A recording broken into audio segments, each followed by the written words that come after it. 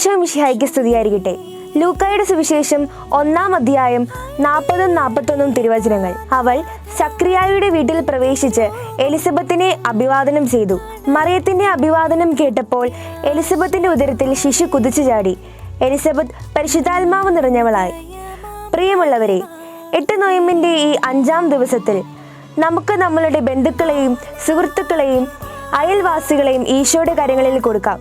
നമുക്കും മറിയത്തെ പോലെ മറ്റുള്ളവരുടെ വേദനകളിലും ദുഃഖങ്ങളിലും ഉയർച്ചകളിലും സന്തോഷങ്ങളിലും അവരോടൊപ്പം പങ്കുചേരാം. ഈ നോയമ്പിന്റെ ദിവസങ്ങളിൽ നമുക്ക് ആരോടെങ്കിലും വ്യക്തി വൈരാഗ്യമോ പിണക്കങ്ങളോ മറ്റുള്ളവരുടെ ഉയർച്ചയിൽ അസൂയോ ഉണ്ടെങ്കിൽ അതെല്ലാം എടുത്തു കളയാം. എല്ലാവരോടും സന്തോഷത്തോടെ പെരുമാറാൻ ശ്രമിക്കാം. പരിശുദ്ധ അമ്മയെ പോലെ മറ്റുള്ളവരുടെ ആവശ്യങ്ങളിലേക്ക് ഇറങ്ങിച്ചെല്ലുവാനും അവരുടെ വേദനകൾ കണ്ടറിഞ്ഞ് പെരുമാറുവാനുമുള്ള കൃപ ലഭിക്കുവാൻ വേണ്ടി ഈശോയോട് നമുക്ക് പ്രാർത്ഥിക്കാം. അമ്മേ മാതാവേ, അമ്മയുടെ സ്നേഹവും സഹകരണ മനോഭാവവും ഞങ്ങൾക്കും ലഭിക്കുന്നതിന് വേണ്ടി അമ്മ ഈശോയോട് നിരന്തരം പ്രാർത്ഥിക്കണമേ. നമുക്കും ചേർന്ന് പ്രാർത്ഥിക്കാം. നന്മ നിറഞ്ഞ മറിയമേ, നിനക്ക് സ്തുതി. കർത്താവ് നിന്നോടുകൂടെ, നീ സ്ത്രീകളിൽ അനുഗ്രഹിക്കപ്പെട്ടവളാകുന്നു.